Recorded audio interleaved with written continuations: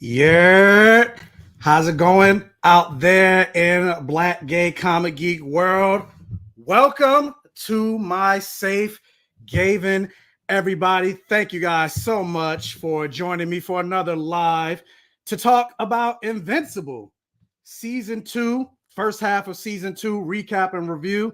So, really quick, if this is your first time checking me out or on the replay, the live, let me just introduce myself. My name is Michael, call myself the Black Gay Comic Geek, and I say things that I love to talk about on my channel has blood, sex, gore, and magic, any variation of the four. So I talk superheroes, video games, comic books, action movies, horror, sci-fi, fantasy, and of course I like to talk about Black representation and queer representation. So do me a favor, hit that subscribe button if you're not subscribed. Become one of my Safe Gayveneers. That's what I call my subscribers on this channel. And you can do me a favor and hit the like button. It'll help with the YouTube algorithm, getting this video out there, getting the channel out there, and all of that stuff. But with that said, guys, as you always know, as I always like to say when it comes to a live, I don't like to do these lives alone. So I got assembled my own coalition of planets here to talk about the first half of the second season of Invincible. So we're going to introduce them one by one. We got a couple other people that may be joining. They're running a little bit behind. So you may see a couple faces pop in. But with that said, this girl is the hostess with the mostest. It's a Beetlejuice reference. She is the one that's always booked and busy. Always, every time I turn around, she's in another state. I'm just like, you leaving again? Like, what is going on? But trying to be like her. She's booked. She's blessed. And so let's bring on the fantastic Frankey. Yeah. Oh my gosh. That's so nice, which is crazy because I was going to come on here and be like, your was terrible. What?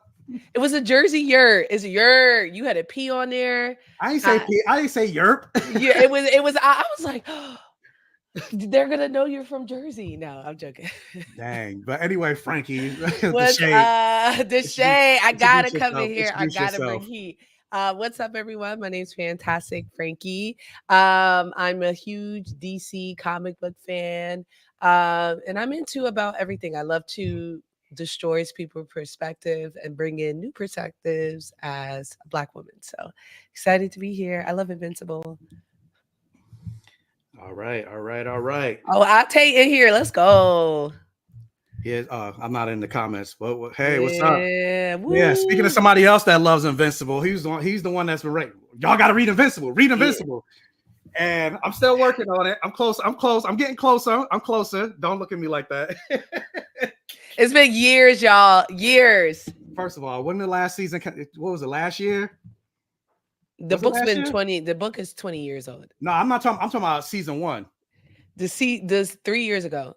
Well, whatever. I'm still close to Anyway, this guy is the comic book connoisseur. He has over 1 million hits on his website. He knows everything about comics and all the knowledge that goes on it. He's quoted and retweeted by Marvel, Image, Boom, all of that stuff. This guy's famous. He knows everything. So we're gonna bring on Ron from You Don't Read Comics. What's up? I was going to talk about your year too, but Frankie already like. It was terrible. Yeah, it was bad. It was so bad. There was no energy in it. No energy. What I said, "Yer." No, that was better. That was better. But you came on, you said, "Yer." Looks like you wanted us to know you from Jersey, like. Just that's what I'm saying. I was like, why is he telling everyone he's from Jersey? Why are he telling himself? You could lie. We're from New York. Exactly. We be out with Mike. And we be like, we from New York, and Mike be like, I'm from Jersey. Sir. Whitney Houston, Lauryn Hill from Jersey. Queen Latifah. So Queen Latifah, I never heard her talk about Jersey. Nah, never. And Lauryn Hill is a terrible example. Ooh. Oh, is that why you're always late? I knew you was gonna. It all connects. As soon as I said it, I was like, "Oh man, I feel like it's about to. I feel like it's coming." Right on the stove. Yeah. Okay. Anyway. Wow. So you can't help it. It's culture. Okay. Yeah. I mean, it's part. Yeah. Well, anyway, Ron. Anyway, my name is Ron. I run a little website called You Don't Read Comics. I review comics. I live comics. I love comics. Invincible is actually my favorite superhero story of all time because it has a beginning, middle, and end. And I can't wait to experience it with the rest of the world and to get people here. So, Frankie reread it with me, and that was amazing. Yeah. So before we get into it, we got another person Okay.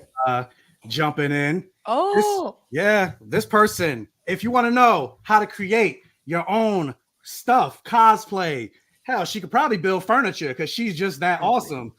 We're gonna introduce the one, the only, the fantabulous, the phenomenal, what's the word? Immeasurable. Vanta creates. you could have found one V. Your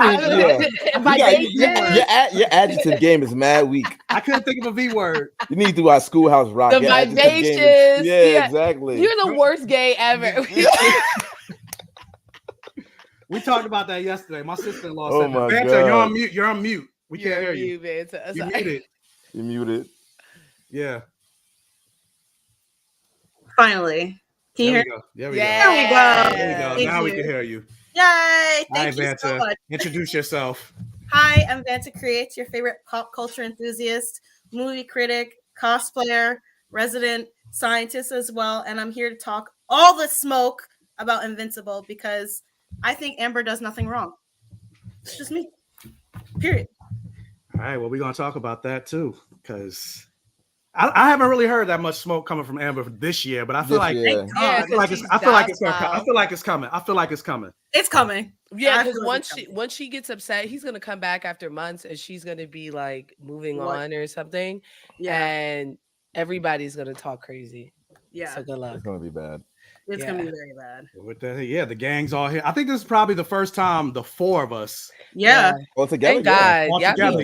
Yeah. That be jumping me crazy. I still got that video of Ron saying you still watch The Flash. Oh my God. Yeah. That was wild. I don't remember popping up crazy. You was popping up crazy. I was popping up crazy. It was crazy. No, it wasn't. I was saying Agents of S.H.I.E.L.D. is an incredible. I don't think that's like a hot take.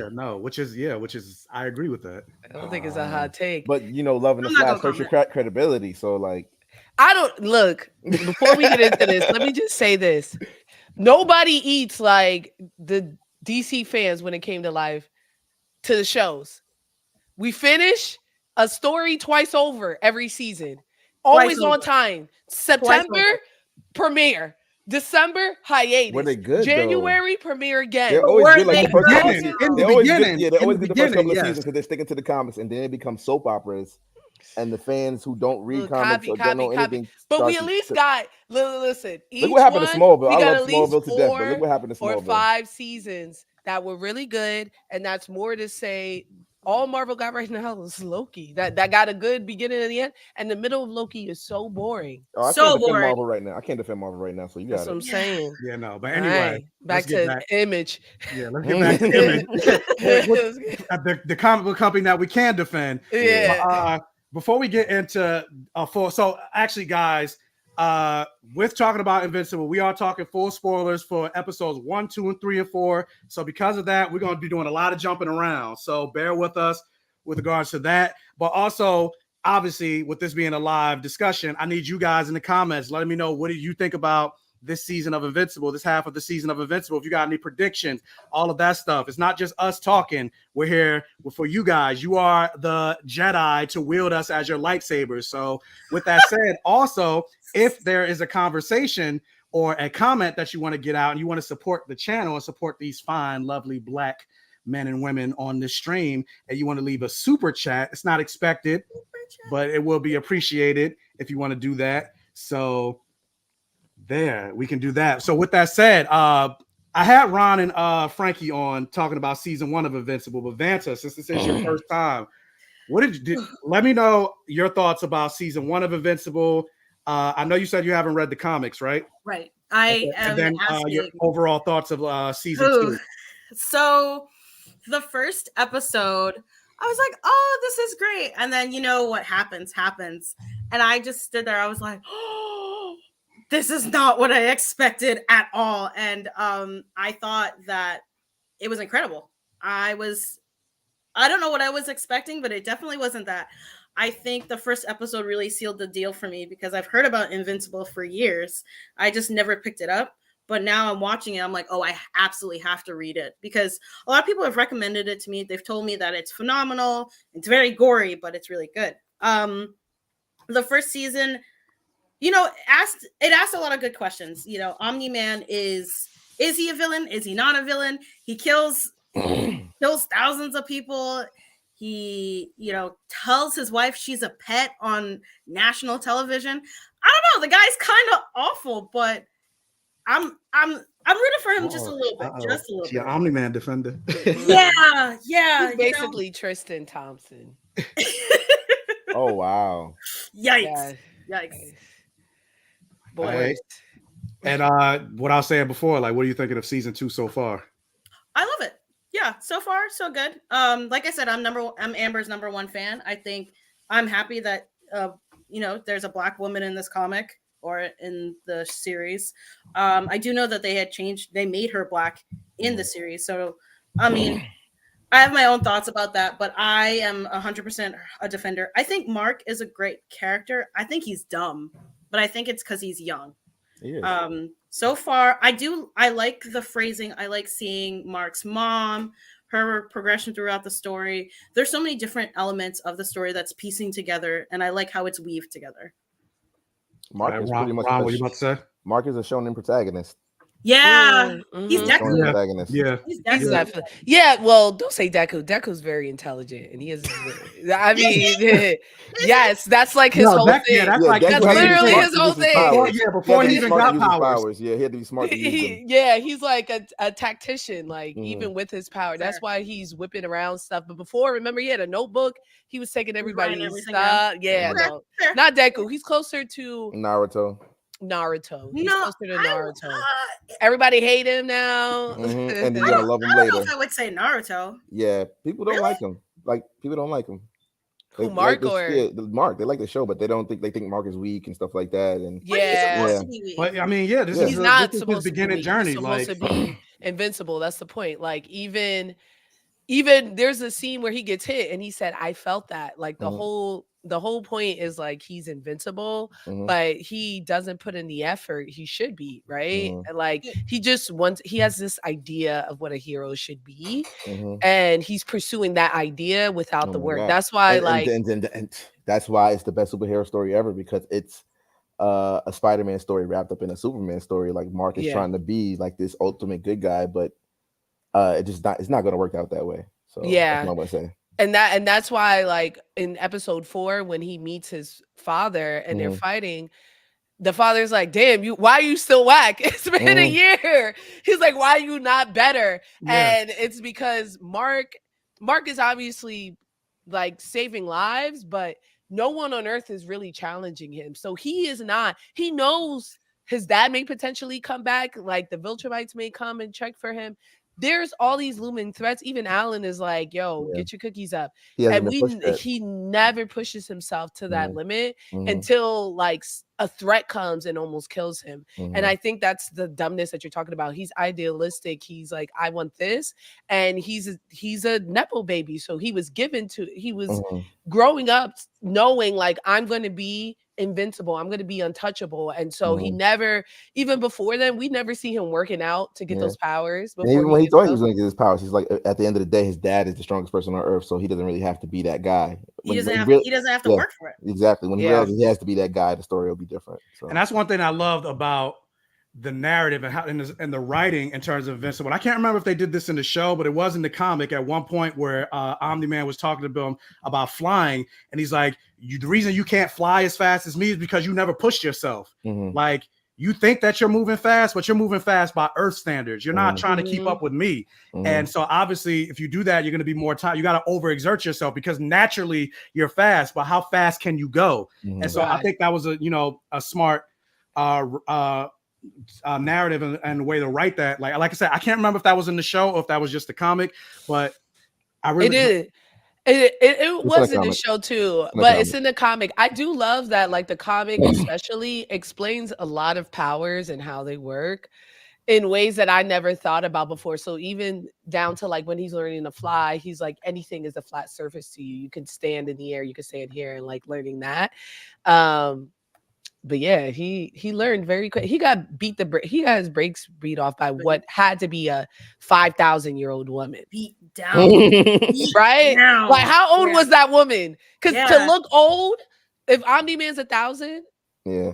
How old is she? She got to be 5,000. I like to call it like the pretty much the doomsday effect. Like, you know, Doomsday got beat by Superman, but only when Superman realized, like, oh, I have to hit this person as hard as I have to hit him, you know, as hard as I can. You know, like, Superman is not a killer. You know, he's not naturally a killer, but he's like, if I don't do this, a lot of more people are going to die, and I'm going to exert myself. I'm going to hit this person like I'm trying to kill them. And that's what Omni-Man said to him, but you have to fight her like you're trying to kill her. And that's when he started to, you know, actually get his hits in. But like Superman would, if Superman didn't try to kill Doomsday would have killed everybody. And that's hard for somebody like Mark or Superman to attack somebody in that way. Yeah, because he's always holding back for the fear of killing somebody. Like you think about that line in Justice League, I feel like I'm walking around in a world made of cardboard. Mm-hmm. But Ron, I'm gonna leave this question to you. It's from Al. Sell me on watching season 1. 1 cent. Oh, he said each of us. Okay, but I'm gonna have Ron do it. 1 sentence. I guess if you like Dragon Ball Z, Spider-Man, Superman, or any kind of dark story, with the hero's story in it, like that, this is it. Like it's like I said, it's the greatest superhero story ever told, in my opinion. Greatest superhero story ever told. And it's hard to tell you why without spoiling it. But Mark goes through a lot. Yeah. I would say if you love the superhero journey, especially with regards to the narrative of Spider-Man, with great power, there must come great responsibility. But then also to add more to that, there's great consequences with that responsibility as well. If you like that narrative, then I think you would really enjoy Invincible. Exactly, because Mark becomes a very reluctant hero. He doesn't want to do stuff, but he has to do stuff. You know. And unlike Marvel and DC, things stick. There's no a person dies. There's no going back. There's no going back. The decisions land. There's no long ass. They do this and then there's a out later on. Like and then there's a lot of callbacks. So many callbacks. Things that you don't think matter end up mattering. Like Kirkman is a genius because like there's always like 3 plot lines running. There's always 3 plot lines running. Like you're watching the show and this is happening, but the B plot is running, the C plot is running. Like you're always seeing like the twins or somebody else doing something else. Exactly. He's really and they're growing too. Like we watch Mark grow up. You know what I mean? Like we watch him graduate high school, go to college, like become an adult, like see after his people and you know, like just things. I don't want to spoil things. You see, it's hard to not spoil it. I know. I was like, but you watch the man grow up. You watch the man, and it's one of the only stories I can think about.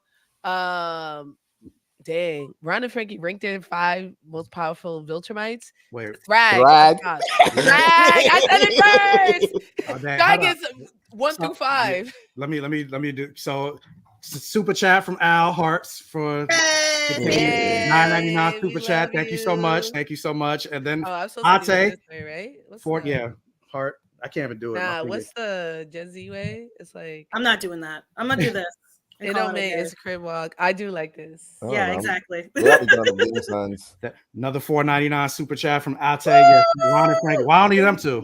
Well, I guess because y'all finished the book. Yeah, Thrag is definitely on the top.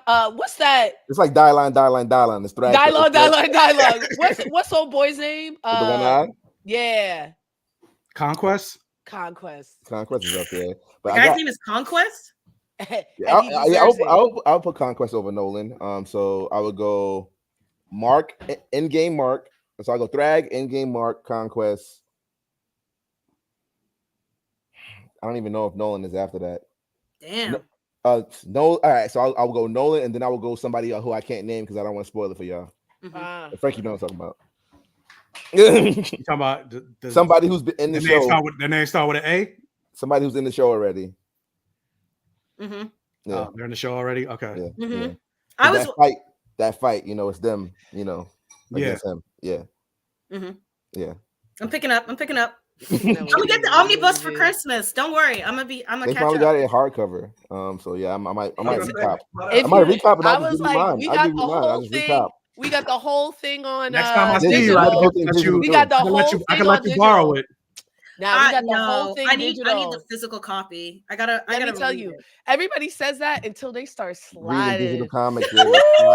It's like a motion picture because you could do panel to panel, so you're not ruined. Especially Invincible, because on the bottom of a page, somebody will burst through the fucking wall that you haven't seen for 12 and especially issues. having this thick shit on your lap while you're reading. I was reading that shit on the train on my phone. That, you know what I mean? Yeah. Sometimes I'll carry this with, and I'm like trying to read. I'm like, this shit is heavy. It's heavy. Yeah.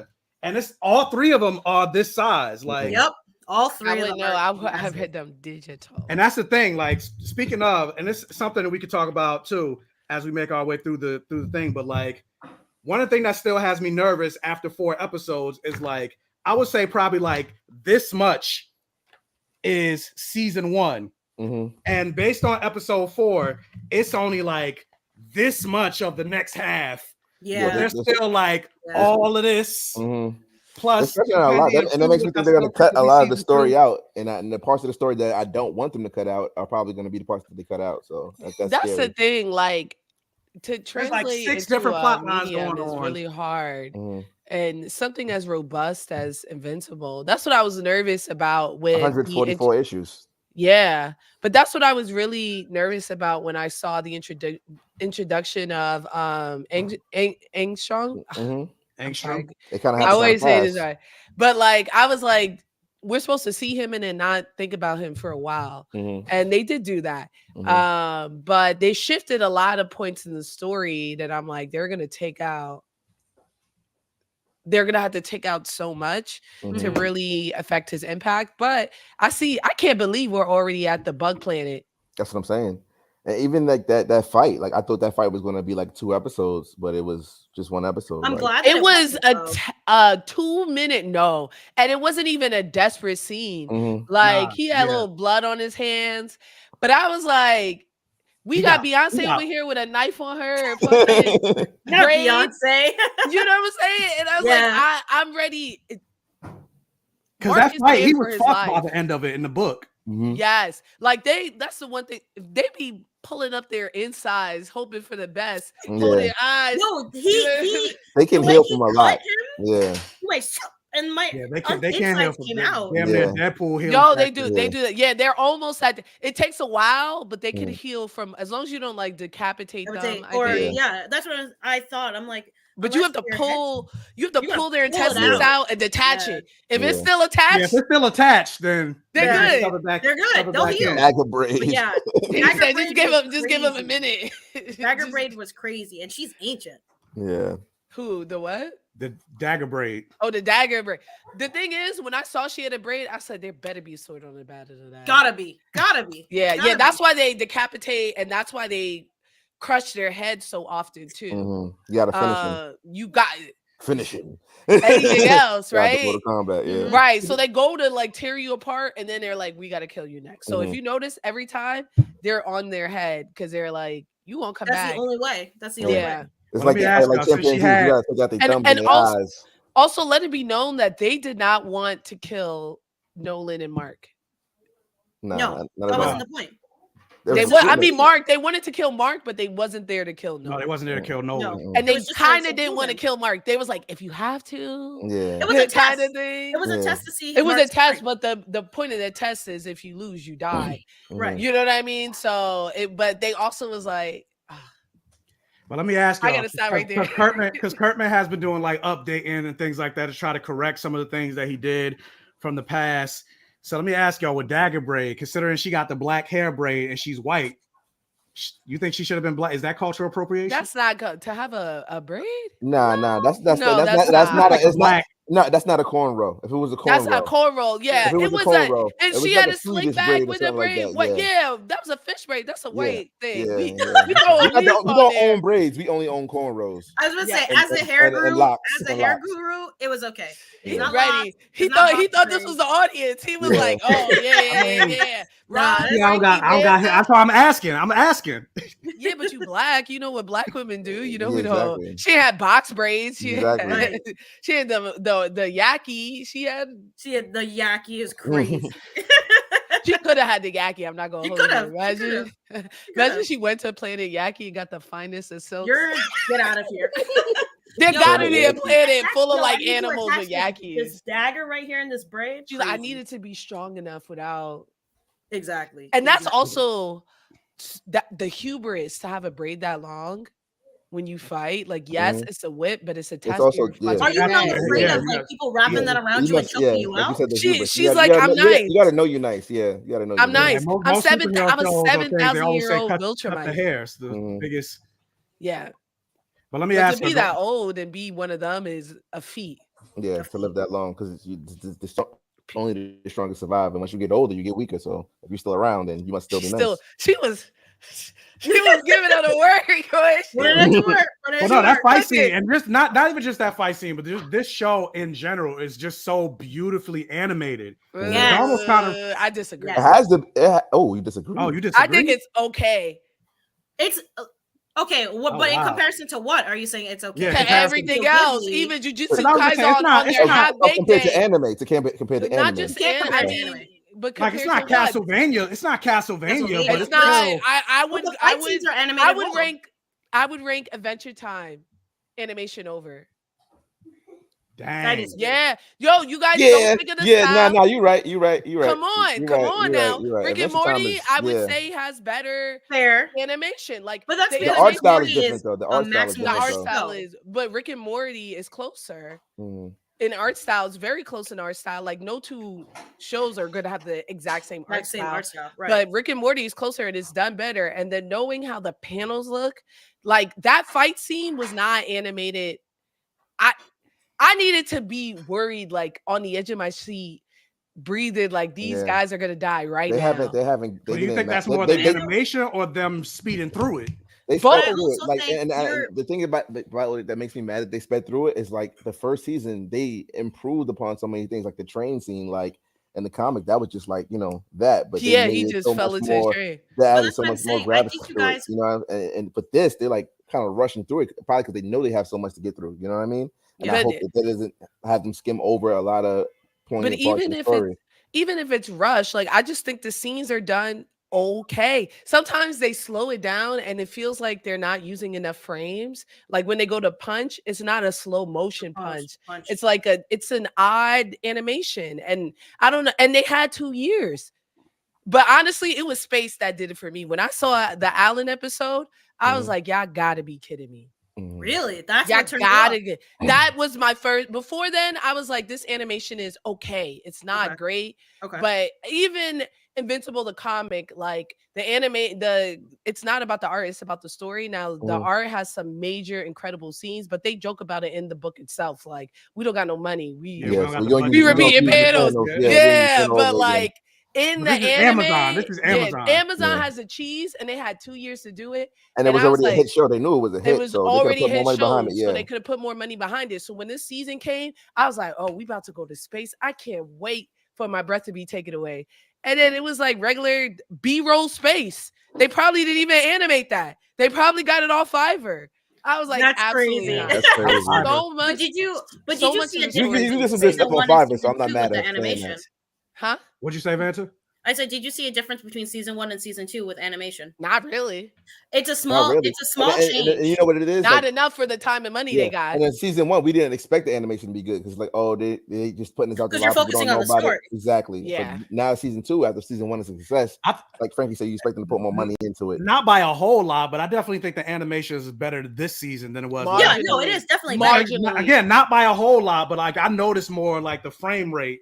I didn't really notice the frame rate that much in this season. I noticed the frame rate still. That was me. I also noticed that Amber's lighter. There's just other things. I'm like, there's small nuances that make the season different. It feels like it. I'm not gonna hold you. Like it's okay. It's like okay animation.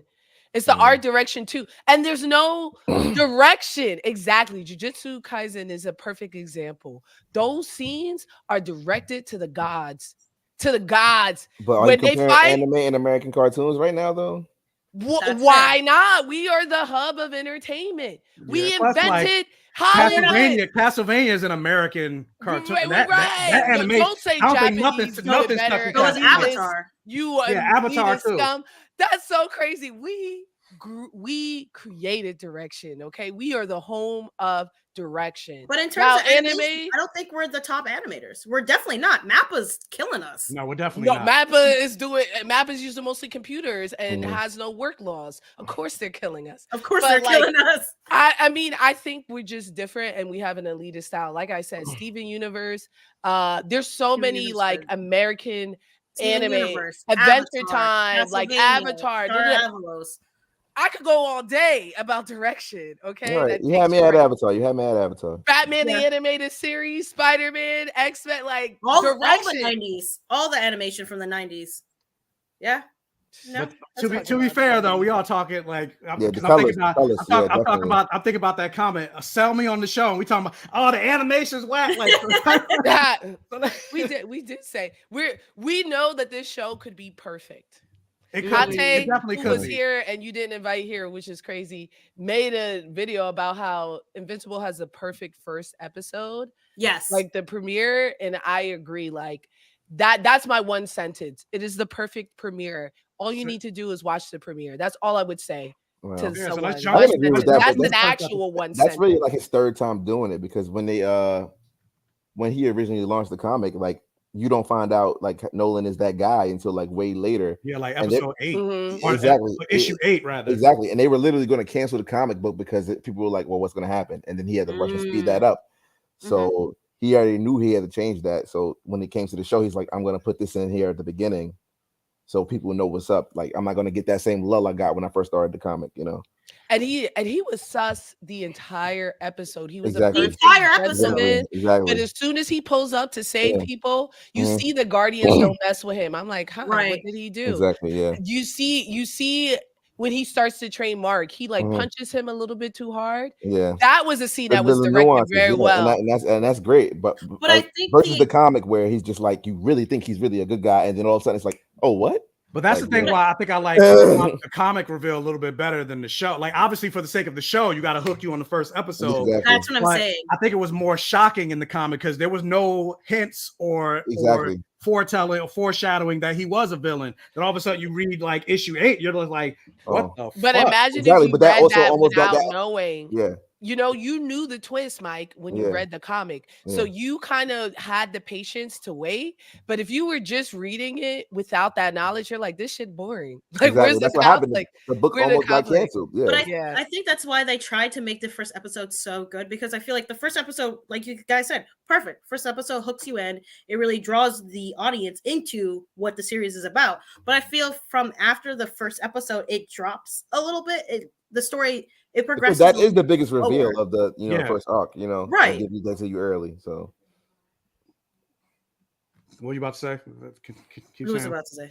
Oh no, Vanta. I thought you were about to say more. No. I was just saying. I felt like that first episode was so perfect, and from what you guys are saying, I think you're comparing the comic to the show too much, because you have the knowledge that most people don't have. Most people aren't reading the comic. So from like me, I'm seeing it. I'm like, I think the show is great. Yeah. No, I mean, not my knowledge of the comic has nothing to do with how I feel about the animation. I just said the comic it to the animation, because if a still image could look that good, then the animation should take my breath away, right? So space out, whatever. Maybe it'll break my eyes and make me nauseous if they draw space the way Otley draws space. Okay. Yeah. But like I said, the frame rate is desaturated. Like there are subtleties. And the colors are mute. Yeah. The colors are muted. Sometimes it feels like it's slower. I just feel like the money wasn't put in there and the team is small. You know what I mean? And I think that's okay. It's not terrible, but I bet my bottom dollar you could go into an animation studio in any school in the US and get that same product. Damn. Like you said, Fiverr. Like I've been on Fiverr. It's pretty good. Fiverr's not bad, but Fiverr's not. I know some people right now who could make Invincible take longer, but in the 2 years they could make that Invincible. They could make these things. You get what I'm saying? So it's not my knowledge of my even like that one show we were watching, the HBO show, Scavengers Reign. Scavengers Reign. They just got a whole bunch of past- random artists, you know what I mean, from different places, and paid them to put stuff together, and it's that's pastel, beautiful. and that's a pastel color. So Mhm. that's the and it's difference. 2D hand drawn animation too. Like that's what I'm saying, and it's gorgeous. If you guys haven't seen Scavengers Reign, shameless plug, it's excellent, and that's the difference between desaturation and pastel coloring, right? Scavenger Reign, the palette is pastel. It's not desaturated, and you don't feel that way. But that's why Amber looks lighter. Like this season just feels like it's ashy. The whole screen is ashy. She's very ashy. The whole screen is ashy. I need some you gotta lotion get on the here. colors on the screen. Yeah, it's not vivid. It's ashy screen. Wait, can we talk about Amber and like her progression in the story? Because I'm Amber #1 fan, like I said, and I feel like people were so against her the first season. Do you think that people are jumping on the bandwagon or not as much? I think a little bit because she's pretty much this season she's just Mark's girlfriend again. You know what I mean? And that's I really talk about the depth that Debbie's story is getting. Like she didn't really get in the comics. Amber, I gotta tell you, not worth the time. Really? Not worth the time. Not worth the time. That's all I can say. Debbie's who we should be focused on. Yeah, exactly. Because Debbie, I've never seen a character change and improves on the level that Debbie is, because Debbie I called her a pet and people got mad at me, but Debbie was a pet. I was calling her a pet too. Yeah. Basically, she had no autonomy in the comics. She only exists for Mark to feel bad, for Omni-Man to feel bad, for Good Lay, and to be a mother. A really Those good are lay, her a really good lay. Decent lay. Decent lay. She taking the Viltrumite beans. Also, I'm glad she wasn't, I don't think she was Asian in the comics, which I'm kind of glad she wasn't, because that falls into like model minority. And, I mean, I think she was like they don't explicitly say, but I think they like hint at. That's why they made Mark. She looks white to me personally. She looks white to, like, I was rewatching. I was like, can I pull the screen up? She white. And Mark looks white too. And they drew him her and him way more Asian coded in the comic. In the animation. In the comic, he didn't stand on business, which is crazy. He was standing on business with everything else. So I feel like if she was Asian, they would have mentioned it. You know what I mean? Like, I think he J.K. Rowling that one, and that's fine. But you know, I don't think in the comics she was meant to be Asian, because he doesn't even bring up being Asian. They don't really bring it up, and then in the show they bring it up almost immediately. They do. Yeah. I think it's a good direction. But it was also 2003. It was but he had Bulletproof. Don't say, I get it was 2000. Yeah, this woman. All right, can I share my screen real quick? Yeah, can you? I don't know if it lets you. Okay, yeah, I don't want to spoil it. It says present. Maybe hit that button. Yeah. So because I don't want to spoil it. So maybe I'm gonna just do this first. Present. Oh yeah, here we go. Share screen. Here we go. All right. Can y'all see the whole screen or just? No, we don't see you. I know. Sorry. Okay, here we go. Yeah, she looks like. This is white. This is a white woman. This is Demi Moore. You called it exactly. That's exactly who that is. That's Demi Moore. You get what I'm saying? You know. So let me stop the screen. But now, all right, because I just wanted to go to another panel and not ruin it. Now she's Asian. Her eyes are colored different, and the same for Mark. Like, he's not. This is a white baby. Yeah, he's biracial. He's biracial now, but he was a white baby before. When I was looking, by species, because he's not. He's white. Race is a construct. Superman is white. So white is If I said he's a Latino baby, then you'd be like, he's a Viltrumite. But he's a white. This is a goddamn white baby. He was. But they drew him Asian. They said we gonna put some Asians in there, and we gonna make him Asian. I think that's cool. But yeah. But speaking of talking about premieres, we talked about the first premiere knocking people's socks off. What do y'all think about season 2 premiere and the way it started with getting right into the other world with Angstrom Levy and seeing that. Wait, I want to hear Vanta's perspective first, right, because we all know. So I want to know what Vanta thought when she first saw it. I'm trying to remember. So it started with you see in the other world, you see Marcus, he's fighting yes, okay. Immortal. So my first thought was, whoa, hold up. How did we get here? Like what's going on? Why? What's going on? I was really excited to see Angstrom, also because Angstrom is a science term. So I was like, oh, that's cool. Molar twins are back. So I was excited to see them as well. Seeing Mark in another world, seeing like, I want to say negative Mark, because I wasn't exactly sure if this is the path he's going to take, or this was just an alternate reality. Seeing that made me question a lot, because I don't know yet. I don't know is he going to go down that path? Is Mark actually going to become more like his father, or is he going to be the good Invincible that we all see in one? Well, Angstrom did mention in this episode that in most of the other universes, Mark goes with his father, sides with his father. Yeah. So our universe is like the anomaly, more or less. Yeah, because the dad doesn't just say like they're inferior, right? He says we're gonna make a utopia, and I think that reach for utopia and for like to create world peace is such a heavy theme in Invincible that I feel like they're not even touching on quite yet. Yeah. It's also the fact that Mark idolizes dad. You can see that happening. Like, whatever my dad says, whatever my dad said, my dad is the greatest, Yeah. But do you think that him idolizing his dad is because he hasn't reached that level of maturity yet, when you realize, oh wait, my parent isn't perfect? Yeah, he's 18. I didn't learn that till I was like 24, 25. Like, I think he grew up in a very loving household, and his dad is his idol. How could he not be? He's Superman. You get what I'm saying? He's a present. He was a present Superman. Yeah. Jonathan don't even mess with Superman with Clark like that, because Clark be out, but Nolan be home, because Nolan couldn't care less.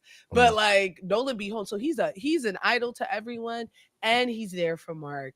And he's been training him. Unlike, I don't even want to get about how bad of a father Superman is. He's a great guy, great hero. He's a terrible father. Terrible father. But it makes sense for Mark to idolize him. And that's why even in the final episode, in episode 4, we see him wrestling with his love for his father and how much he misses him and everything like that.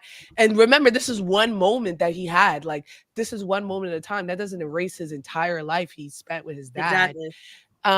And the fact that he also hates his dad. He's like, I should hate you. My mom is depressed. Drunk. Yeah, I killed people. You made me kill people. Yeah. He probably still, when you randomly get the sensation of a feeling that made you feel icky. He definitely has probably PTSD still, from it. He definitely has PTSD. Well, I mean, but we saw it in the beginning of this episode. He definitely has PTSD when he was like flying around helping people, and we saw the flashbacks. Yeah. So. But to answer this question real quick, I wonder if Omni-Man had any other children before Mark. I don't think so. I can confirm no.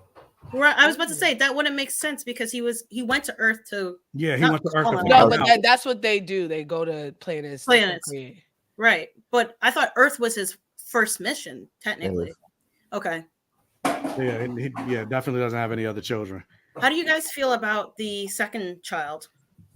We know too much. Don't name him. Don't name him. Oh, second child. Just say second child. I will say this without spoiling. The minute that he was revealed, I was like, this man ain't shit. And I was so glad that they juxtaposed his experience with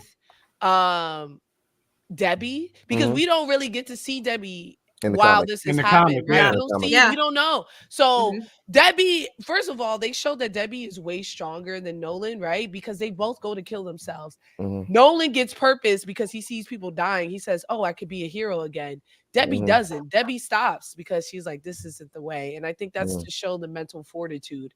But then beyond that, first of all, he met that fly when she was a child, right? They showed him meet that fly earlier. And just thinking about the lifespan of it, he met that fly, groomed her, And just like Debbie, he saved that fly, and that's why he connected. He's like, someone that idolized me, and then immediately, boom. Exactly. And that's why I don't fuck with Nolan. I was like, this is Tristan Thompson. He just wanted to have babies and have people idolize him, idolize and worship him, right? And like, yeah, he went against his people.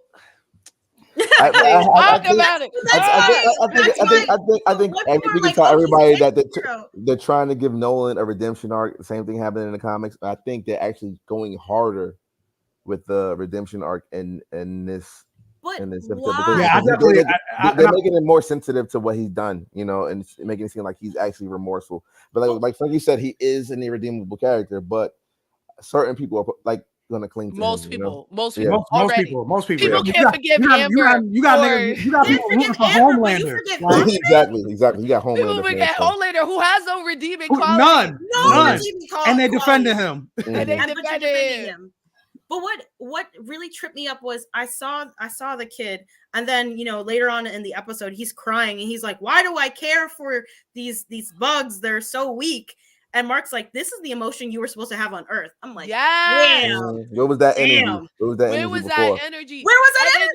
And you don't even miss us. It's hasn't been a year. That's what I think. That's what I think. He already restarted a family already because they made him the king. Rolling Stones.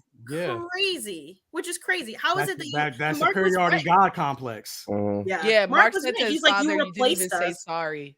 Yeah. And then I also want to highlight that he brought Mark to what he could have assumed was Mark's death to help him and his bug people who only live a year. Yep. After all he did to Mark, he said, yo, pull up, lied to get him to pull up, knowing that, not knowing, he was hoping he'd be better, but he didn't know. He didn't know who they were sending. What if they sent their top 3? Mark was going to die and everybody. So he brought that man there. For his he's so selfish. His replacement kid, mind you. His replacement wife and kid. So Mark was right. You're asking me to come save you and your new wife after my mother is now. Yeah, after what you said about I want to pose a question. Yeah. When it comes to characters like this, do you think they're bad people, or is it in their DNA? Like, is he that way because he's a Viltrumite, or is he that way because he's that way? I'm saying. He just needs love, right? Thrag is a Viltrumite to the end. That's the extreme. This is a man who's like, it's like, I don't know, I could do this, I could do that. But do you think that going to Earth and pretending to be a hero made him that way? Yes. I think he was like, this shit is fire. I think that's what it is. Exactly. Like, I'm being put on a pedestal. Everybody loves me. This woman, she does. And the fact that he had to give that up because that's what he's supposed to do, and then he went to another world and did it again. Did it again. Same thing again. And I was saying in one of my videos, even when he decides to leave and stop with Mark, what does Mark say? I'll still have you. As in, I still love and idolize you, Dad. And he is like, I can't give this up.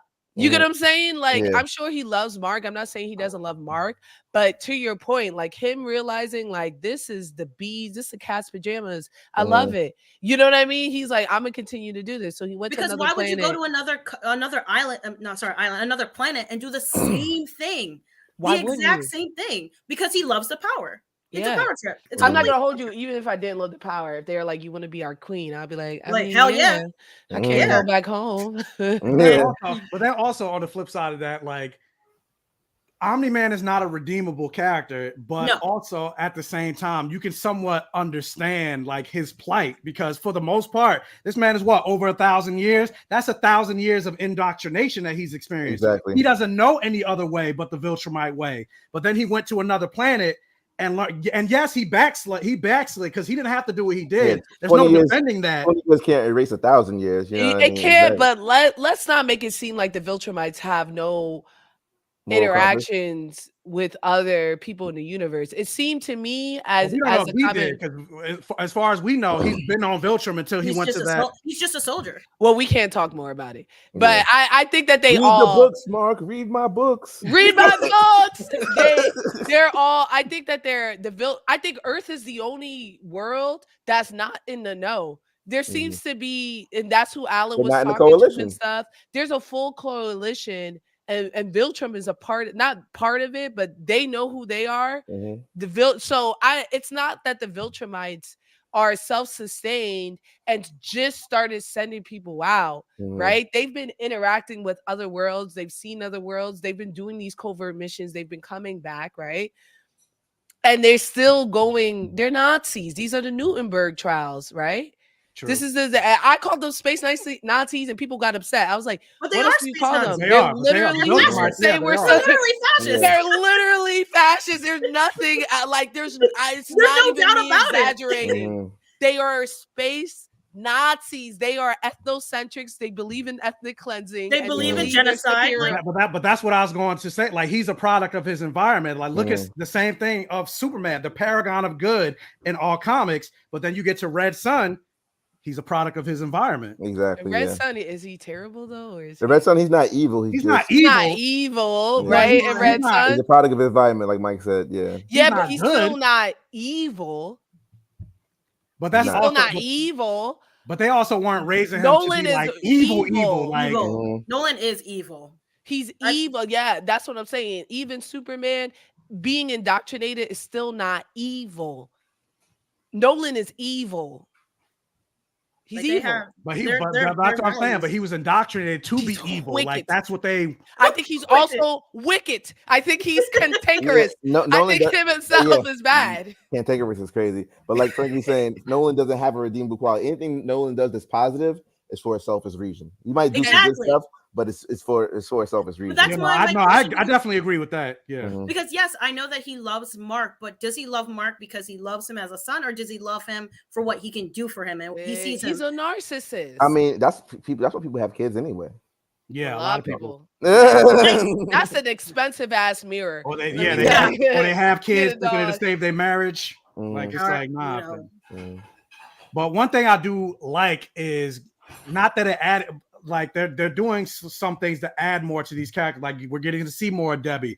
Even just seeing the scene of Omni-Man wanting to, ended up killing himself, and which is something that we didn't get in the comic. I think that does add a little bit more to the characters. Not just Omni-Man, but all of these characters. So let me ask y'all this: like, in terms of and granted, Vanta, I know you haven't read the comic, but you still get to see more of Debbie's story and things like that. Like, what do you guys think of all these additions of getting to see more of Debbie, getting to see more like Omni-Man's mental state? Adam Eve, even. Yeah, Adam Eve and her relationship with her parents was something we didn't get a lot of. Not a lot. I think it humanizes them a lot. I think we're getting more in-depth character analysis so that we can relate to the characters a bit more. Because you can feel it through the pages, but once you see, like, Debbie was in her rehab group and they ostracized her. That guy said, "Don't come back. We will kill you." I love that though. Yeah, but I was like, can you blame him though? I think it's great. I'm glad that they show shit like that because it's reality. It's not sugarcoating anything. It's being real. She's going through it. She's going through the trenches. In the comics, I'm sure she's like a bad alcoholic, right? Like, like bottles every night alcoholic. Yeah. Okay, so I think you got like a little taste of it in the show, but I do think it was a little short-lived. I think like her spiral was only 2 episodes, maybe. Yeah, she's stronger in the comics. It's been a better story, yeah. And like it's been a year. Okay, yeah. And like when I was rereading with Frankey, it was like Frankey was reading a lot of stuff, and she was like, "Wow, this is in poor taste." And I'm like, I had to keep saying like this was 2003. Oh yeah. You can imagine the text messages. I was like, huh? He's like, Frankey, it's 2003. It's 2003. But I think they did a good job with her showing her demise. Absolutely. In the comics, she after the event, Mark comes home every day. She's blackout drunk. Yeah, she's blackout drunk on the floor. That's pretty much it. Throwing in her own throw up. That's it. Yeah. Until one day he's like, "Get your shit together," and she was like, "Okay," and then she gets her shit together. But this is different, right? She's processing. She's trying to be strong for her son. She's still being a mother. She's reaching out for community. It's not working out. Yeah. And then at her lowest point, she still realized, he doesn't define her. And then speaking to the tailor is what reminded her, "I'm that girl. I kept him at bay. And also she had so many, I love that she has her hand in so many plot points, right? The changes with Donald is a big thing. I talked about that the other day on like, Donald's introduced to us as an android. You know what I mean? Like he knows already. And so he's just like, Cecil's right-hand man, you know what I mean? He is also someone who's just there to be there. So to have them both, for Debbie to be the one to be like, I love that she was genuinely shocked. Yeah, she's like, Donald, what are you doing for him to be like, huh? Which sets him on the path of his storyline of discovering which signals to us that Cecil be doing whatever. They're already telling that with us, right? I call him Amanda Waller. I think he's a little worse. He's worse. But, far worse. I don't know. Amanda Waller's pretty bad. He's terrible, but he's manipulating Mark so much. Amanda Waller's bad, but she don't lie about it. She don't like. He's very worse than Amanda Waller. He doesn't lie. He omits like Amanda Waller. Spoiler warning. I'm not going to say it. I'm just for y'all, but because of what he does at the end of Invincible to a certain person and uses that person forever, that's Amanda Waller to like a T. That's what I'm saying. He's Amanda Waller to the T, but I think the difference is Invincible has this huge theme of what will you do for world peace? What would you do for stasis? What would you do for a utopia? And all of the characters that are doing grimy shit is they're not villains. There's so many antagonists in the story that are doing things that are wrong, but they're doing it for right reasons.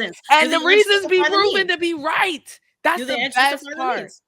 And that's one thing I know. I hate injustice as much as the next person, but I think my favorite part that they touched on with Superman is that when he did intervene, when he went bad, he achieved world peace in a week, right? He started threatening people. He's like, y'all not going to war when I'm here. And I'm like, yes, he's a fascist now, but I mean, it's the same thing. There are no more nukes. Hydra Cap. It's the same thing with Dr. Doom. Like you think Dr. of Doom, Hydra Captain America. Yeah, like the Panther God is like, nah, this nigga's a tyrant, but he's the only one that can achieve world peace. Well, we got world peace, and so we got world peace out of it. So is it really that bad?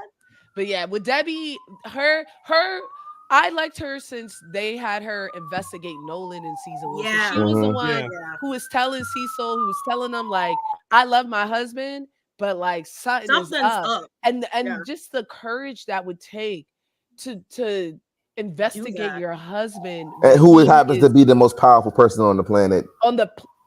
For how long? For how far is this? They made her subtly strong. Like, I don't think her strength isn't like physical strength. I think there's a lot of mental strength. Yeah, definitely. That's why they casted Sandra Oh. Like, they wasn't playing no games, you know? Yeah, absolutely. I said Sandra Oh. When I saw it, I was like, oh, to play the mom, that's cool. And then I was like, that's why it's Sandra Oh. That's one thing I like about the update of the animated show versus the comics, because yes, they're giving a lot of these characters way more agency than they had in the book. And obviously, you know, talked about it coming out in 2003. At that time in 2003, this was very progressive. Exactly. That's what I'm saying. It was progressive. It was progressive. They could have easily just rested on their laurels and be like, nah, we did it. We're just going to do the exact same thing and not update. Yeah, but I appreciate that it wouldn't have gone well. People wouldn't like Invincible if it was bar for bar from the original. The original comic they wouldn't was good, but the original comic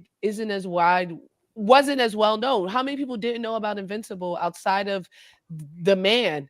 You get what I'm saying? Comic book fans, because it didn't have the appeal beyond someone like me. I could read Invincible because I read so many comics that I could leave feminism at the door. You know what I mean? I've read enough that I'm like, I could leave feminism. I also begged all of y'all to read it. Begged. You begged. You begged. He's begging. That's true. He's begging, but I'm reading it. But I think if they kept the story the way it was, it wouldn't have made it past season 1. I don't think we would have enjoyed it the way that way. It's just not the time anymore. I think we're too vocal. Hold on, Vanta. Before you go, I gotta interrupt you for this. Yes, quick. please. Whoa. $50. $50 super chat for Renaissance. Where the money reside? Where the money reside? So now that you got the cheese, actually, yes, Mike will take us to see Renaissance. Gonna circle back to this discussion a little later, but just stopping past to show y'all superstars some major love and support. And not to change the subject, but y'all going to see Renaissance movie this weekend? We might. We might. I'm gonna see it. It'd be better to go on for me, for my schedule, it's better to go on a Sunday, but I'd go on Sunday. I could do Maybe. We could do a matinee. Yeah. I got a live show at 2:00. Or no, it's not live. It's pre-recorded. Somebody asked me to be on the show at 2:00 for Buffy. Whoa, we got a badass over here. Oh yeah, we can't do a matinee. Why he say Sunday and then say, all right, so 5. But no, Sunday it could just after 2:00. Okay. No, you said it starts at 2. Well, yeah, the live starts at 2. So I guess what? So then you got to say after 5. Learn how to plan. Yeah. That's why you link to everything. An hour and a half. And then it takes you how long to get to the city? That's why I said hour and a half to get to the city. 6, like I said. 6. Push it to 7. 30. 6:30. Well, we'll get 20 minutes of previews. Yeah, we came in. We went to see Hunger Games yesterday, and the movie started at 6:30. We got in at like 7:00 almost. Yeah, 6:52 we walked in, and they still had Perfect timing. Like they had one more preview left. I was like, dang, 30 minutes of previews is nasty work. That's a lot. 25 minutes is nasty. That's crazy. It used to be 15. They're going crazy now. Yo, because they want us to come so bad. And I will say that extra time with that Nev Cam, the magic. We met somebody that actually had the shirt, not Nev Campbell. You will say that Nev Campbell. What's her name? Dang, I'm drawing a blank. Nicole Kidman. Yeah, Nicole Kidman. He had the shirt of Nicole Kidman with the. Everybody knew the words. Yeah, you're home. Yeah, man. But side note, if we're gonna go, we need to book because I see tickets are sold out. Well, we'll do it after the show. After this is over, we got 20 minutes. Let's go. But anyway, so going back, what was I saying about the agency of the characters? Speaking of what did y'all think of? Actually, before I even get into that, since we're talking about character agency, I got to point this out as the resident gay. With the character of William. I don't like him. I like all the changes and things that they're doing with the other characters. When it comes to William, I don't like him at all. I never liked him. I've had this conversation with Mike before. He's like, he doesn't. You said you don't understand why they're friends at all. Sometimes you have friends because you were friends since you were kids. Maybe you're just friends since you were a kid. But like in the comics, it's like they like the same comics and they like the same stuff. And William is closeted, and it's completely different. And you really don't find out that William is gay. It's like the end of the series, really. But it's not even just the gay element. It's like I feel like they made him. They stereotyped him a little bit more because he comes across as way more feminine. He's catty. Yeah, in the show. I thought he was catty in the book, so at least he's gay now. He was catty in the book. He would say things. This is not a spoiler.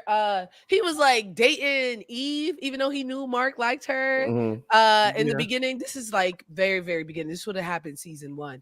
But he does a lot of catty things in the book too. I didn't like Will in the book as well. So I know he's gay. I didn't care for Will in the book because they don't really give him much, but you at least see why they're friends. They had stuff in common, in terms of growing up. And I can see why the friendship were to split apart as they got older. But I don't see Mark is changing and Will's kind of still staying the same. But from day one, even when he was talking about comics and things like that, he's like, ew.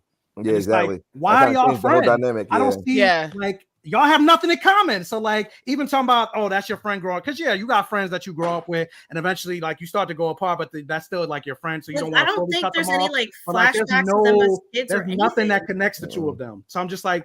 Why do you I don't mind because I'll take the L on Will for everything else we're getting is said. Will is Will even Mark's friend in this show at this point? It seems like he's the gay best friend. He's just Amber's friend. Amber's friend. He's Amber's friend. He may go away. Honestly, Will is not important. He could dip. He could dip from my life. I don't know. I don't care about him enough as a character. I don't think he has enough.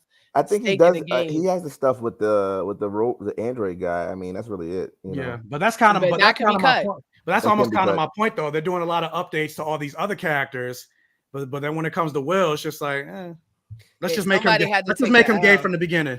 Yeah, someone had to take. But then let's not add anything else to him. Yeah, but I think the reason why too was him coming out the closet seemed kind of out of left field too, and it It was Robert. Robert was also. I didn't think it was left field, probably because I'm a guy. And like this guy is always saying something is gay or saying like he's being mad homophobic, and you always say those guys are the guys that are probably like hiding something. Right, you know? right. I don't know. I think he was like. Granted, I think Robert was 23 and was like, "Hey, what if I made him gay?" Yeah, like what if I made it 2003 in a major comic book? That was a major. That was probably a major thing. Yeah, but I think he thought about it after he made the character. He wanted to know we dressing up. He said, "Let me." I have a Renaissance T-shirt, but I'm down for either one. I'm saying I could don't do it. Don't do it. I'll do it. I need to find a silver cowboy hat. Exactly. I got my cowboy hat with the fringe. I'm ready. But I need to check the weather first. Oh yeah, the weather. Cold. So it was cold in that today. T-shirt. It was snowing today. Mm-hmm. In that I don't want to talk T-shirt. about. Let's not talk about snow. So I'm like, it's snowing in November. How do you guys feel about Adam Eve? Adam Eve. Oh, yeah. Actually, speaking of, did y'all see the Adam Eve episode? Yeah. We could throw that into the discussion as well. I love Adam Eve. She was a dirty macker in the comics, like just hating on Amber the whole time. That was a big source of her character, and then she becomes, like just someone who could be around Mark. And now I love that she has autonomy. I love that in the final episode. I love that fight because I feel like Robert Kirkman, he curved her. Ooh. Like she is a god, basically. She's Scarlet Witch. Yeah, but like but do you want the audience to know that early on? You know what I mean? What do you mean? They in the special they say that she can create whatever she wants. I'm not even touching on the other stuff she could do, but in the special they already talk. She has a mental block. She can't do everything that she needs. Jean Grey status. She's Jean Grey, but without the fainting. Without the Scott. Yeah. But like she's so powerful. She can. Okay, she can't turn human tissue, but like the way that she can change things, the way she can change the air, she can make. She can't change human tissue yet. Yeah. I didn't say yet. That's a block. So it's not a spoiler. But I mean, but you can make that inference because if you can see all the things that she does, and if you know like basic science, you can tell she's a god amongst men. And so I love that fight. She was like basically the version of Molecule Man, more or less. Yeah, and that's why when she pulled up, she was like, "All right, like I'm having a bad day. I don't want to fight you." And the only reason why she lost the fight was because she was worried about the people around her. And I was like, Adam Eve never got that love in the comics where like we saw her playful, we saw her powerful, we saw her a little arrogant because she deserves to be. She's good. You know what I mean? She's a hero. She was a hero before Mark. She was a hero before Mark. She's a better. And unlike Mark, she actually works at it. She trains, she develops and tries new things with her powers. Yep. She works, but I mean, I feel like she had to work on it because of what happened to her. Like Frankey said, Mark is a nepo baby. Yeah, but she could have been just like Mark, right? She could have been like because she got out of that, and from then on, she could have been like, "This is me." She works on it. I mean, she had a purpose. She doesn't have to. She was like, "I want to heal the world. I want to help people. I want to do this. I want to do that. I want to feed people." She had a purpose. Mark is just like, "I want to be a superhero because it's fun. I want to be a superhero because I want to be my dad." Exactly. At this point, I want to be my dad. At this point, but she actually cares more about people, which is why I think I like her more I think her character has more depth than Mark. Maybe because I haven't seen as much, and I'm definitely biased. It will get there. Like I said, he's Naruto. It'll get there. Right. She actually did what a lot of people criticize superheroes for. She went to like Africa and like re-irrigated the deserts and all that other stuff. People always why Superman don't come to the hood. Yeah. She go to the hood. Even not using that power, she was with Amber. She fucked up though when that whole building collapsed. But I mean, her intentions were good. Scarlet, so did Scarlet Witch, and she was there fighting people. Exactly. And did the same thing. At least she was trying to help. At least she tried to help a little bit. But that's also going back, like what I was saying before, like in terms of like selling the show, like in terms of the narrative of with great power comes great responsibility, but also with that, there can be some great consequences. And this show does a really good job in not shying away from the consequences of your actions and the collateral damage of fights, or like with Adam Eve super circumventing to the construction workers thinking she was doing the right job, only to find out that plot that you built it on, the reason we haven't built it is not because we were being assholes, because that place wasn't stable. And now look what you did. But I mean, but like, I agree with that. I agree, but the odds of I'm just thinking about like in the real world, like wicked. but the stuff like that happens all the time. I was gonna say I saw it. I couldn't add to the chat, but I'm sorry, Vanta. Please. No. I feel like stuff like that happens all the time. Like there's tons of buildings where they're not repairing them, they're not fixing them. And if a superhero came and like fixed a bunch of buildings in New York City, people would have somewhere to live. But you can't just say like, oh, the foundation was bad. I feel like that moment was good because we never get to see superheroes doing what they should be doing, and it was a good moment of a deed being unpunished. But I don't know, I felt like I wanted to see her do something good and not something go wrong from it. Yes, it made it more humanistic. Yes, it made it more realistic. She's still very young, you know. So yeah, she's still very young. But I see where you're coming from. That's fair. But I like, not that it's saying I like is bad. It's interesting to see her family dynamic because, as somebody said in the chat, she was created. Like her dad hates her. Her father he hated her before. He hated her before. He hated her before then. Like when we saw she was a toddler that was just gifted, and he was rocking with her. She was making the book minister. He was pissed off that she had to go to a more intelligent school. Yeah, you would think a parent would be feeling bad about herself. My child's a genius. That's why I love that the babysitter was confused. He was like, "Huh? Like do you hear what I'm saying? Your daughter's a genius." He's like, "Nah, I work at Burger King." You know, like that's he had an inferiority complex. Like he's like, exactly. That's self-hate. She's so smart. What does that say about me? Like exactly, that's self-hate, man. That's why she made money, and he was like, "Nah, I can't." When she made the gold, and he's like, "Nah, I don't want your money." I'm like, "You're crazy." I was like, pass me that gold through the screen. Right. I love that she made gold instead of cash because she would mess up the currency rate. So stuff like that she thinks about, right? Not the currency rate. No, because they actually say that in My Hero Academia. They're like, why the old girl is rich, the girl who could create, she's rich, so she could spend stuff on herself. But they ask her, they go shopping during one of the best arcs, the All Might's final fight, and they're shopping, to blend in, and they're like, why don't you just make money? And she was like, I'm gonna destroy the economy if I start making money. Just pulling money out of her stomach. Yeah, well, no, not just that, but the currency, like we keep track of how much. You're adding too much. You can't just print dollars. Yeah. And it would bring down the amount that a dollar was worth. Like it'd be a whole thing. That's why the value of our dollar keeps going down, because they just keep printing instead of cutting spending. But this isn't an economics. It's not economics class, but it's small things like that I like. But I love that the little small world building elements that they don't really introduce in a lot of superhero, that especially like My Hero and the way like powers work and all that stuff. Oh yeah, welcome in, good people. For all the people that are in the stream that came in late, or if you're watching on a replay, make sure you do us a favor, hit that like button. It'll help with the algorithm, getting this video, the channel out there, so I can continue to grow. I recently just passed 8,000 subscribers on the channel, guys. So let's keep going and going, because I want to get to the point that I say it's over 9,000. Of course you do. Of course you do. So there's a really good question in here: Omni-Man or Battle Beast? Who would? I'm guessing who would win? I say Battle Beast. Battle Beast. Battle Beast. I don't actually know who's Battle Beast. He's in the first season. Remember, Mark goes to that. They made him a goon, which was crazy. Really quick. If you could show a picture, maybe I would. Dad duties is calling Ron right now, so he got to go. So before you step out, Ron, let the people know where. I'm Ron. You can find me on uterinecomics.com, Uterine Comics on Instagram. The best Black comic book journalist. Yeah, I am. Whoa. And I'm also making a video game, so check that out too.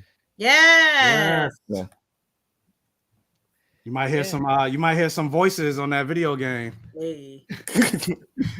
Peace, guys. But I'm gonna order my food. I'm starving. All right, Vanta, what were you saying before I interrupted you? If you showed me a picture of Battle Beast, maybe I would remember. Is this guy? Share your screen. No, on my chest. I'm sure. Oh, your mic is in the way, so I can't fully see. Okay. Him. Remember the episode where he's like a lion? Yeah, Mark was like infiltrating the criminal organization, and some like white lion like fucked him up. Yeah. Is it? Yeah. Can you see him? I'll probably do a rewatch of the first season. Let me while I'm Google watching it. the second season. I'm gonna Google it real quick and then share my screen. But yeah, he beats up Mark and then dips. Crying. The lion-looking character is what people. He's a white lion, is what. He's a white lion. He's a huge white lion. I'm about to share my screen right now.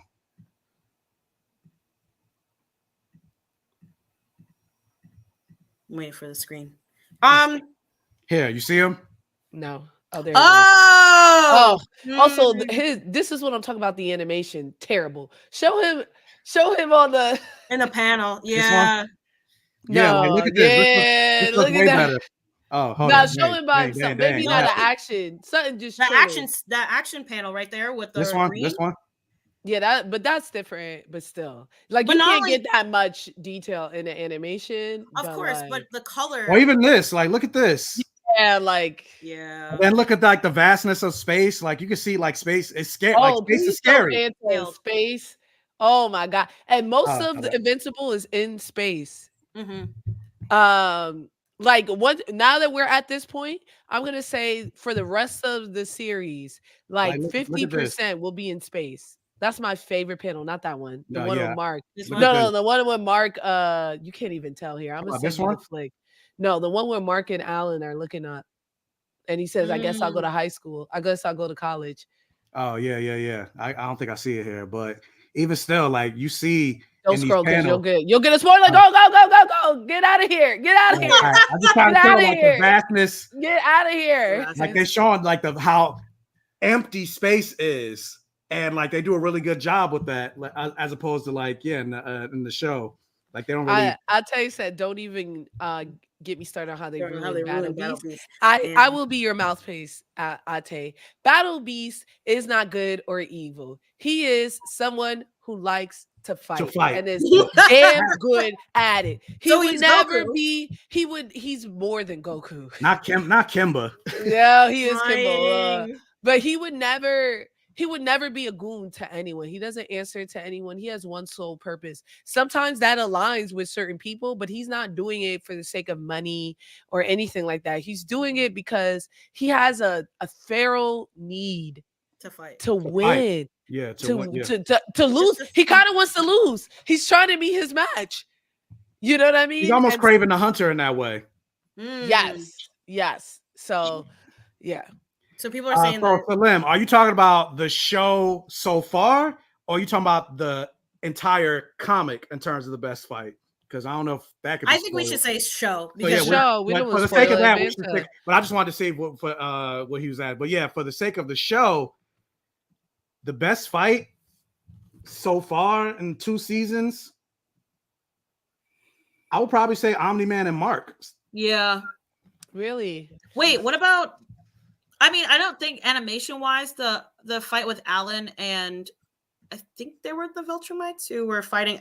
So that's the next thing we're gonna get to. So we're gonna get to that in space. Like, episode 3. Yeah, that was crazy. I like that fight was crazy. That's definitely up there with one of my favorites. That's fair. I love Alan. I love Alan. I think Seth Rogen's voice was a great choice. I hate that he made those comments about voice acting because he seems to like it and he's pretty good at it. But like, he tried to make it seem like it was no big deal. But I think he was just trying to be cool. Yeah. Because voice acting is not easy. Like, you hear, like, when you listen to like prominent voice actors do voice, like, or think about like Marvel's What If. They got a lot of the same actors to voice their characters in What If, and it's like it doesn't have the weight. Like, they sound flat. They weren't as good to me. No, they're not as good because you can't necessarily see their emotions. The animation versus speaking roles are completely different. You're not seeing it's a whole different muscle. Like, even as much as a Buffy fan as I am, they just released the audiobook with the like a lot of the original cast members, and I haven't gotten through it yet because when I listen to it, like, it doesn't sound the same. Voice act, like, it just sounds flat. Like, it just sounds like they're just reading from a script. Like, it doesn't hit me as much. So it's a whole different animal and a whole different beast. But speaking of, is it the same animal but a different beast? It's a Kobe reference. I forgot you don't watch sports. Nah, I don't. How are you a whack man and a whack gay? You gotta pick a lane. You gotta pick a lane. Sports, all this homophobia fashion, in one stream. Something. God damn. You can't pin me down. I'm not a monolith. Oh, let's talk about episode 3 though. Yeah, let's talk about. That's what I was about to say. Let's talk about episode 3.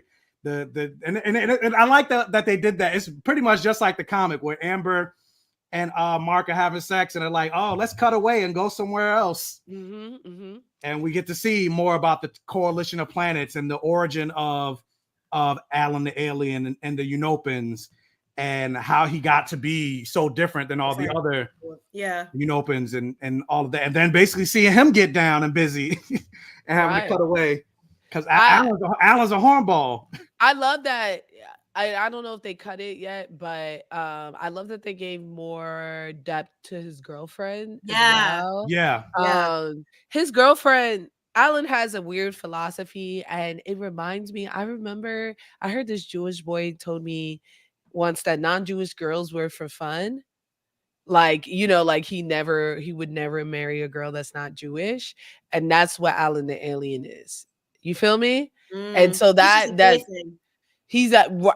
how he feels like dating other women and stuff like that if they're not from his species. And so I'm glad that it was such a stupid rule that made no sense. You know what I mean? At that point. And I'm glad they removed that storyline because that's all part of that comic as well. And she's just nagging him the whole time with her titties out. But it also kind of reminds me of like the person that would like they'll like watch gay porn, jerk off to gay porn, and then go to church the next day. Like, and the fact of like when he's like, and I can't do this. She's like, look, how many times we already doing it? How many times we gotta do this? Like, we go you gotta say it out loud so you feel better about yourself, and that was him. But yeah, I really, Alan is an important character, and I think that they really worked.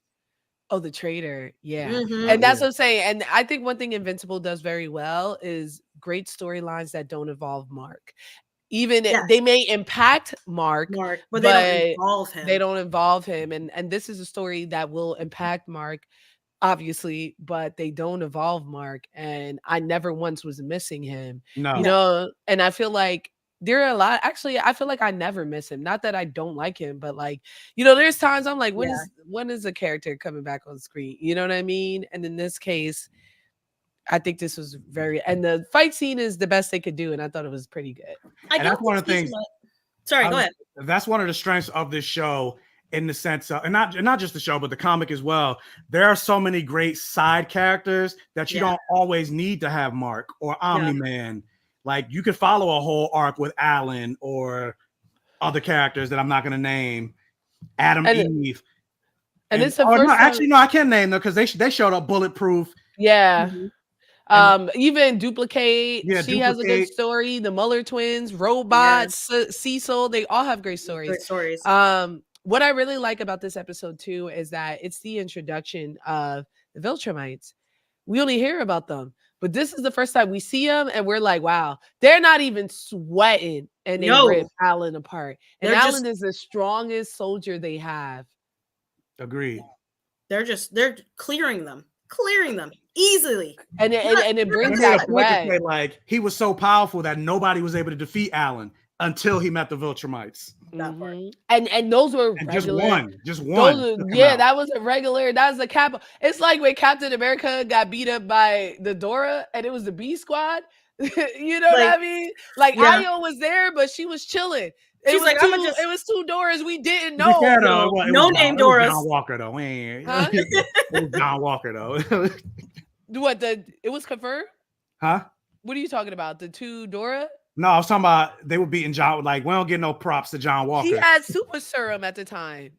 Oh yeah, that's true. He was a super soldier, and so was there was two super soldiers in the room. Cleared. Yeah, that's true. There's two super soldier and an Avenger, and they cleaned them up, and then almost took their shit, left it so that they could remember that they could take it at any time. Yeah, like when she did the 5 power heart trick thing on Bucky's arm. I was like, damn. So they thinking they the baddest, and they got humbled in 10 minutes.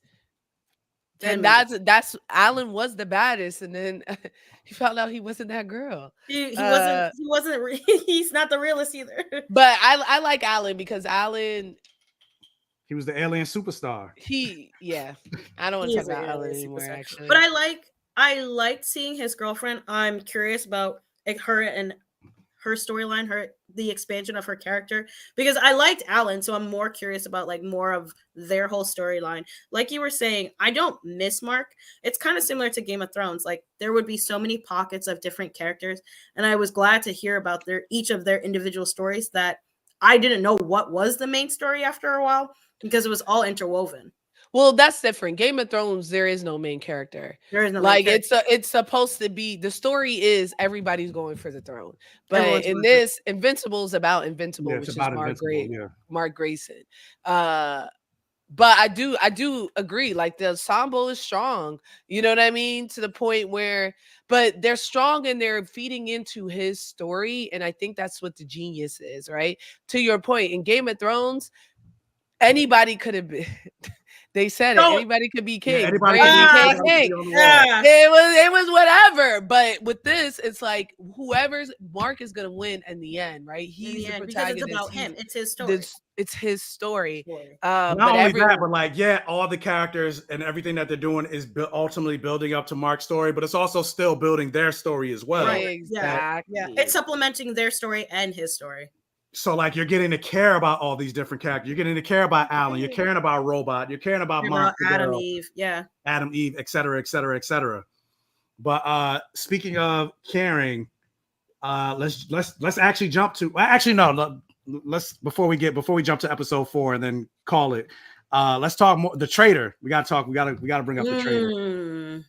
And so we find out that there's a traitor in the coalition of planets, and that's how Alan gets fucked up. And that's the thing I love about this show. Like they and the comic in general, they always introduce these seeds that end up playing a much bigger role later on. Because I'm pretty sure we're not going to find. I mean, obviously we saw episodes 4. We're not going to find out probably anytime soon who the traitor is, but that thought is still in your head.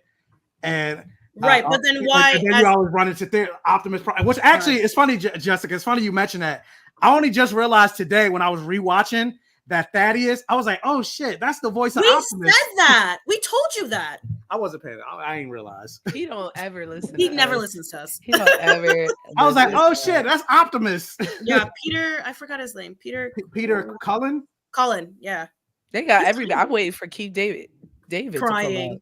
He gonna pull up. He need to hurry up. Maybe get like the most Vox Machina, so he got the time. He already in the studio. Maybe have like the most randomest people show up on like just regular cameos, like one-off voice, like big name actors. Yeah, and like one-offs. Mm-hmm. Like Mark Hamill, like is the Taylor guy, like but Mark Hamill at this point is a voice actor. He's a voice actor. Yeah, he's a common voice actor. I'm waiting for Greg the Lead to pop up for something. Yeah, but I mean, it's not necessarily a big role. Like not a big role. Yeah. Because he's a voice actor. He needs cheese. I mean, he got money. Yes. He got money. He got a lot of money. I'm sure. He still could always use more. You could always use more. I thought that about Robert De Niro. Then he said he was broke last year. We never know. Yeah, we never know. We never know. People broke and like poor people broke. I don't know, but like actors be broke, and I think we think they're not broke because they be adored, but they be broke, and I think we be forgetting that. And I don't think Mark Hamill. I don't think he's poor, but I don't think he's a billionaire. Like, not all actors are like Robert Downey Jr. level. That was the whole point of the strike. Where's he's off of what? You think they was cutting fair deals in the 70s for Star Wars? No, I meant more of like his voice acting role. All his Joker. They don't ever get royalties. Voice acting contracts suck. Damn. They suck. Remember, I mean, this is anime, but they was getting like $200 for Jujutsu Kaisen movie and stuff like that. Crazy. And it was making like 500 million. It was crazy.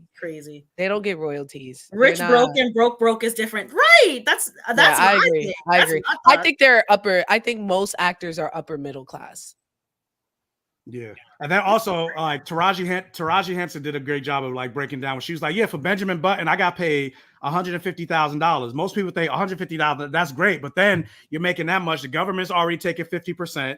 That's leaving you like 75. And then out of that 75, I have to pay my agents, my managers, my staff. I got to pay them 30%, not 30% of the 75. I got to pay them 30% of the 150. Yeah. And then what does that leave me left? And then that's like 5 months out of the year. And then my son's schooling is like $20,000. Yeah. Terrence Howard said he made like $10,000 off of Hustle and Flow. And then they put all the royalties in his character's name. So he got no royalties for the songs like Hard Out There for a Pimp. All of that, all those royalties go to the character who is owned by Paramount. So Paramount gets the royalties for the song that he did. And like didn't he write that song too? Yeah, like DJ wrote that song, not Terrence Howard. That's what they said. Hey, Double Minority. Hi. I know you moved. Congrats. Yeah, congrats on moving and getting the hell out of Florida. Yeah, Double Minority in Florida is brazy. That's I'm not gonna that's crazy. It's kind of crazy.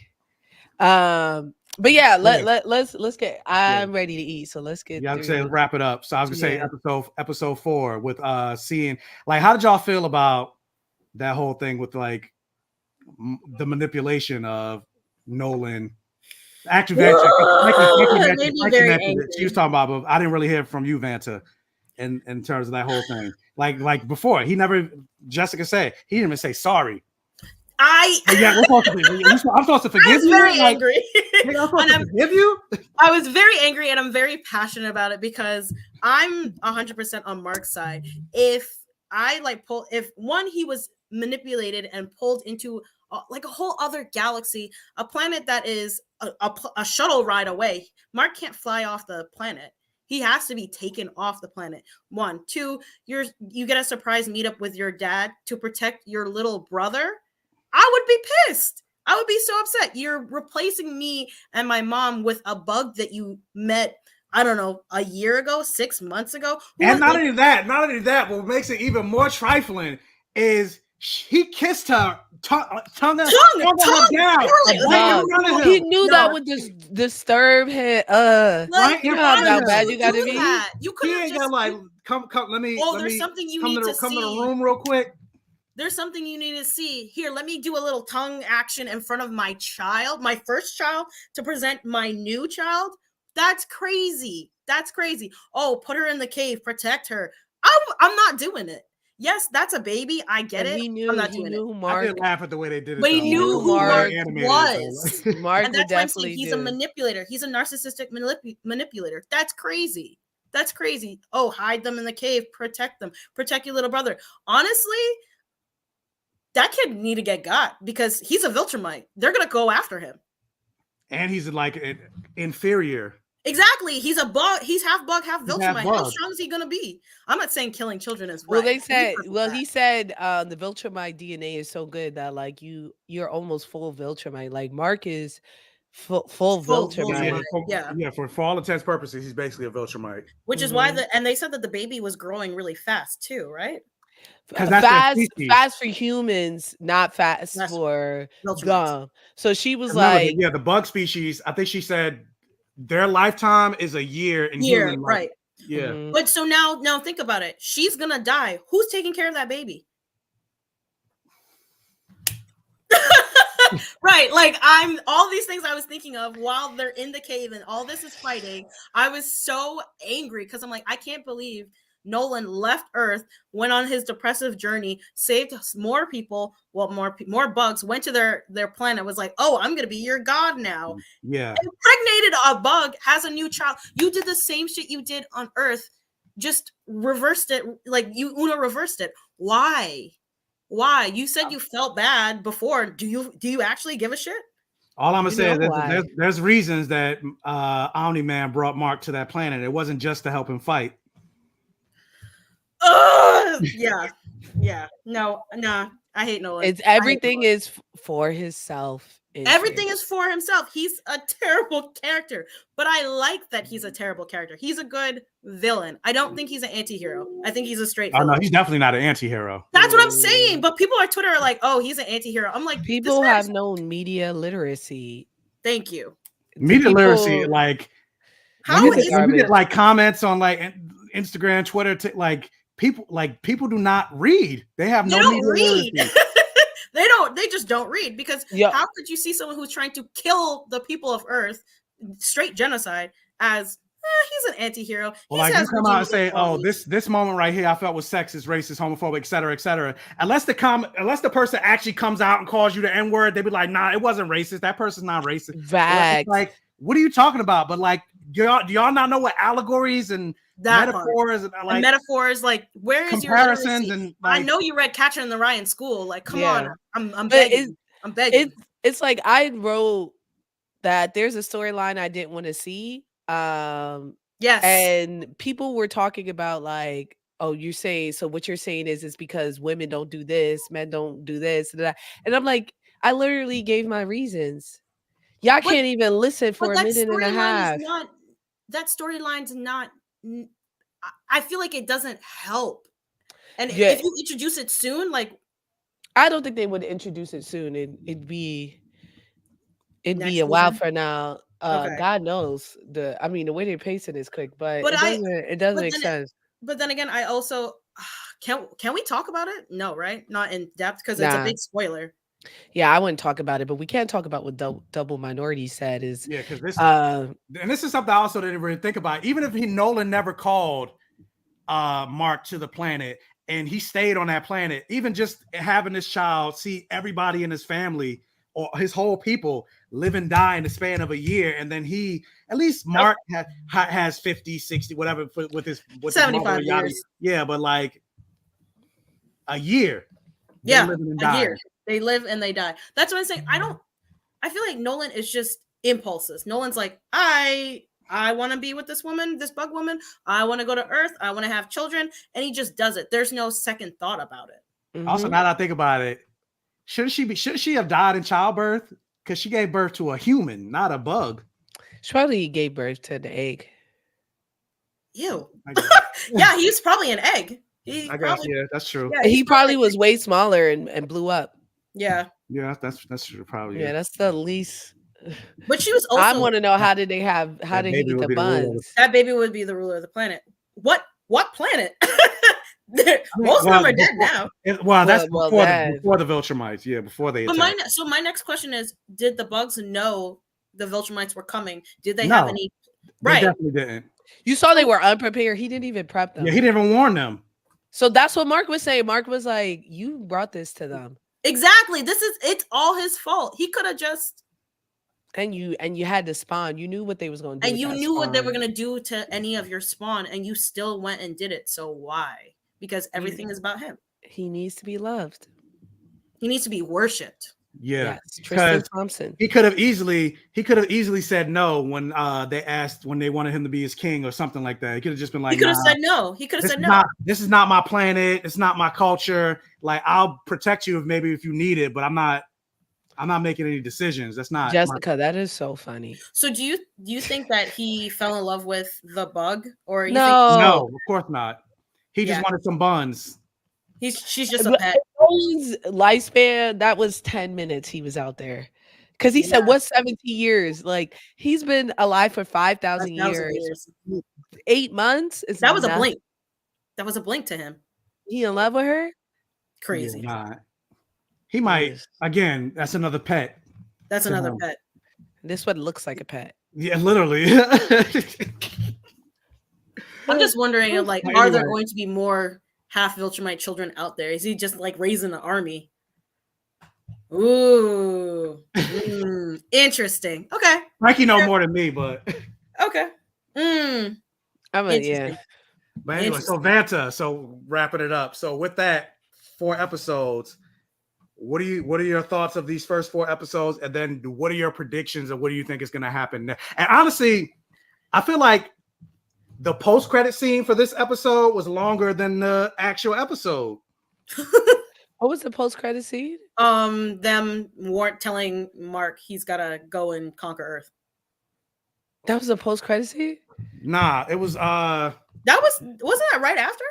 I mean, maybe. I don't remember. I watched the whole episode, but I forgot what the post-credit scene was. It was the I'm drawing a blank. As soon as you said, what was it? It was the hold up. Let me pull it up real quick.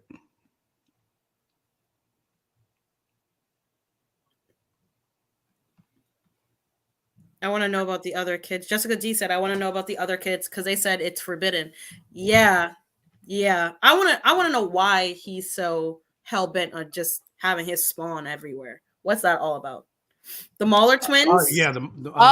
Yeah. Thank you, Lauren. Yeah, the Mauler twins. I love the Muller twins. I love the Muller twins. I think they skew. They're chaotic evil, right? Or neutral evil. They just want to be rich and be married, but they do things for both the good and the bad guys, right? They help Robot. They helped Angstrom. The hardest part is like, you read a comic for so long and you say the names however you say it in your head. And then they say it out loud. He said Angstrom Levy. I used to say Levy. Levy. Yeah. I thought it was Levy. Yeah. Levy, I'm like, yeah. That's why there's a big disparity between Thanos and Thanos. Ugh.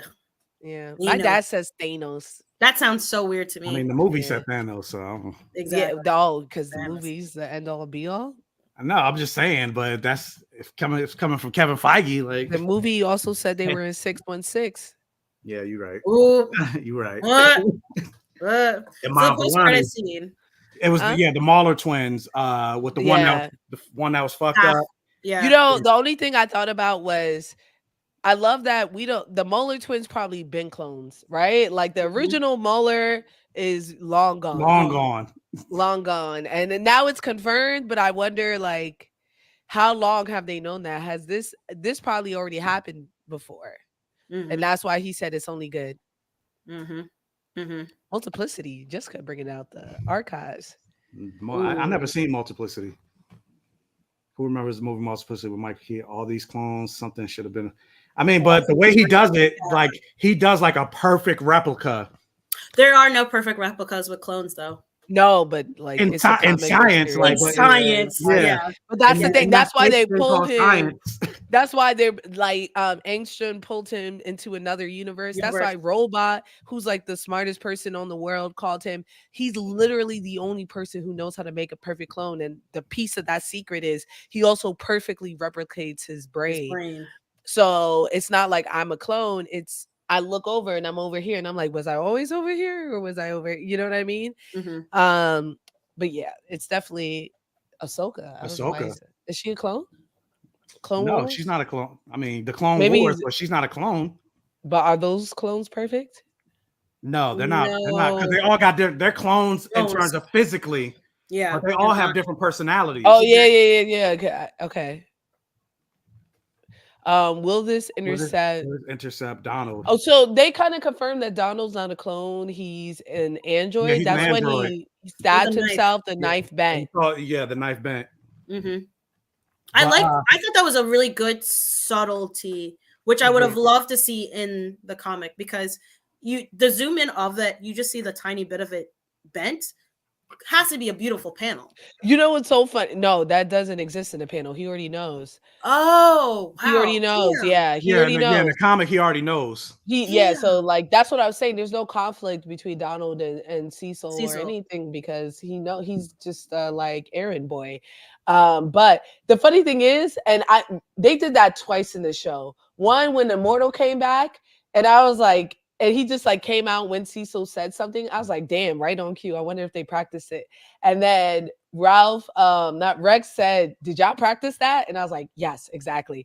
But the second time was when Donald stabbed himself and you saw blood and he was relieved. I was like, they can fill you with blood. That don't mean nothing. Yeah, and then he immediately looked at the knife and saw it was bent. I was like, let's go. Especially considering like you work in basically the DEO equivalent.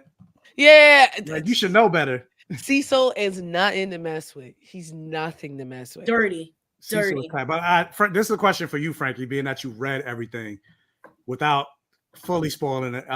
Because with me talking about a lot of things have callbacks and things that you think are irrelevant end up coming back later on. One thing that I feel like they introduced in both the comic and the show that I really haven't seen, especially considering I'm on like issue 82 now, the demon guy that they sent back to hell. Oh, fake Hellboy? Yeah, fake Hellboy. Does he ever show back up again? I just need a yes or no. I don't know. You don't got to tell me what he does. I don't know. Like, I don't know. You have to finish the comic book. That means he does. He does. You have to finish the comic book. I don't know. I don't remember. Okay. I read it so long ago. Nah, I that smile was yeah, he does. Like, I'm just smiling. I don't know. I really don't know. I really don't know. I truly don't know. I don't know if I should answer you yes or no. What do you get from this? Finish the comic. The only thing I wanted, because I'm just like, when like that was dropped. Like, what the fuck? Like, finish the I didn't do anything. I think but it's dropped for a reason. Exactly. Look. It's lies. Lies.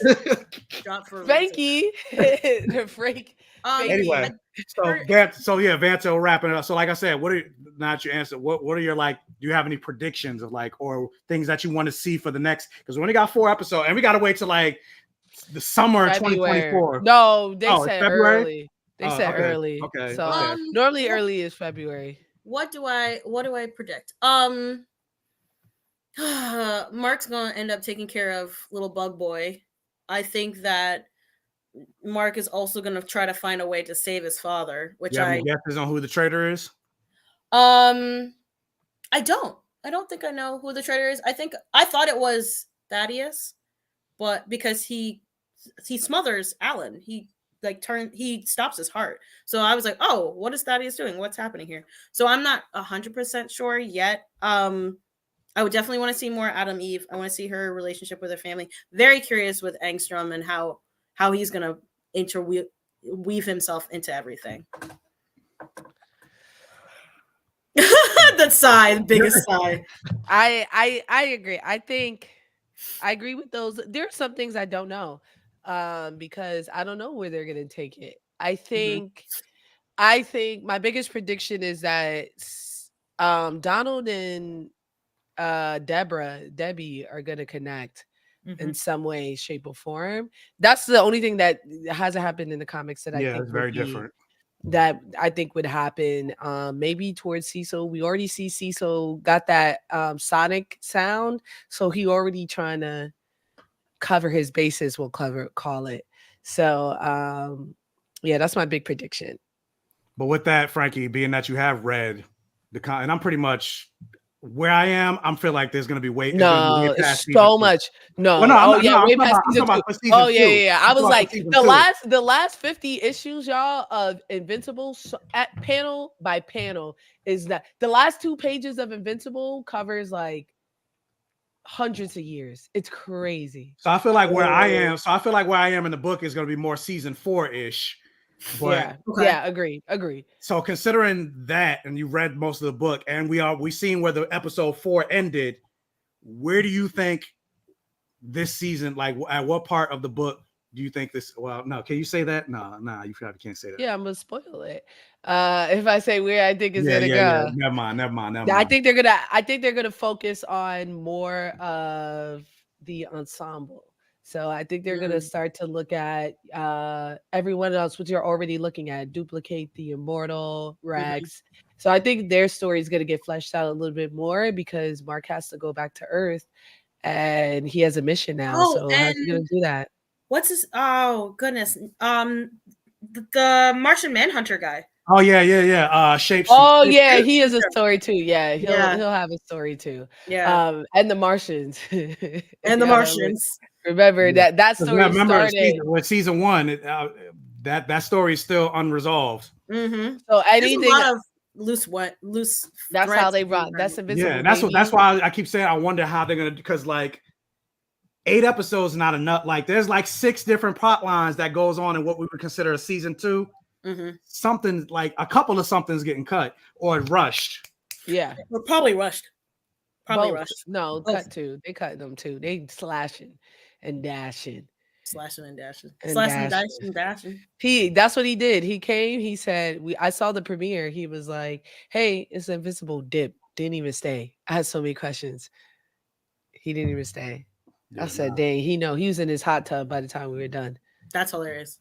With that said, guys, that's pretty much our Invincible conversation and recap. So thank you guys for joining us. If you have come to watch on the replay, again, do me a favor, hit the like button. It'll help with the algorithm and getting this video out there, get my channel out there. If you're not subscribed, hit the subscribe button. And last question, Frankey, what was your favorite episode of this season? Season 2? Vanta, you're next. Season 2. Ooh. I would say episode 4. Yeah, episode 4, because I was yelling at the TV Whole time. I was so mad. I was like, "What? Nolan!" When I saw that baby, I lost it. I was like, "You ain't shit, Nolan." I knew what was happening, and I still was like, "You ain't shit, Nolan." Yeah, I think for me it's 4, 3, 1, 2. Yeah, 2 was nothing. 2 was nothing. Yeah, 2 I really was remember 2. Wait, was 2 when we see Debbie's demise, like Debbie going down the bottle?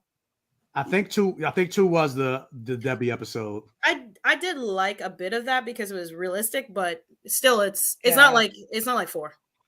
Well, with that said, for all you guys in the chat, or whether you're watching live or in the replay, let me know what was your favorite episode of this. They're saying 3, episode season. 3. Oh, damn. 3 is good. 3 is up there. Really good. That's why 3 is really good. 4, I 3, enjoyed season 3 or episode 4, 3, 1, 2. I just felt more emotion from 4. Definitely. Agreed. I love to hate Nolan. He ain't shit. I love to hate Nolan because he's a good villain. Yeah. He's well written. I mean, Nick is gonna be defending him on the internet. Like, I don't care. I'll fight them. Like he's a good villain, but he's a terrible. You could defend Homelander. You could defend Omni-Man, but you can't defend like Amber, who's a teenager, mind you. Right. Like she's trying her best. Come on. She just want her man to say he love her. Right. What's wrong with that? Yeah. Anyway, Vanta, let the people know where they can find you to put some love on you. Hi guys, you can find me on Instagram, Twitter, TikTok, Facebook, everything as Vanta Creates. Damn, hold up. Wait, what? Bump Amber. No! I love a good bump her. Is that bump her? Yeah, facts. Honestly, bump Williams. Now, granted, I thought her reaction was a little over the top, especially since she knew, but like the way people were going after her. They're like, she's so annoying. I was like, she was not being annoying before then.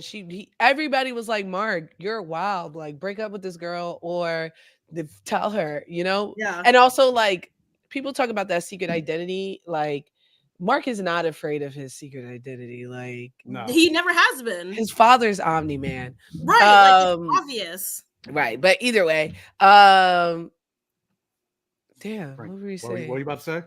I forgot. Amber, you're talking about Amber, the way people are going after her. Oh, yeah. Well, we know why that is. I guess I'll just say my socials. What's up, everyone? That's a good yurt. You can find me terrible. Don't say that no more. We're gonna revoke that. Don't say that. But Jersey normally he a little too deep. They okay. Yeah, garbage. You can find me on all platforms at Fantastic Frankey. Vanta is bi and her year is impeccable. Thank you. Okay. But yes, you can find me on all platforms at Fantastic Frankey. Yeah, I talk shit. I read comics. I watch anime, and now I'm reading manga. So check it out. Triple threat, quadruple threat. Yeah, she's killing it. Yeah, I can't sing, dance, or act, so instead I read manga, comics, and anime. That's good. Yeah. I don't want Mark to have Jessica, but that's all I'm gonna say. Amber's great. Amber's cool. Amber's cool. Yeah. But yeah, guys, y'all already know where to find me because you're on my channel. But with that said, be on the lookout. I still got to review Blue Eyed Samurai. That's on Netflix. Exactly. That's coming soon. I just started a new series on my TikTok called Fantastic Gay Things and Where to Find Them, where every Thursday I talk about. Shut up.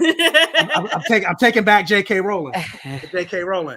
But yeah, I talk about something queer that I just consumed, whether it's new or old, and I talk about it. I took off last Thursday because it was Thanksgiving. It was Thanksgiving. But just to give you a little sneak peek of what I'm going to talk about this Thursday, I'm reading a manga that's pretty queer, horror manga that I'm going to talk about on my Yik Yak TikTok. So be on the lookout for that.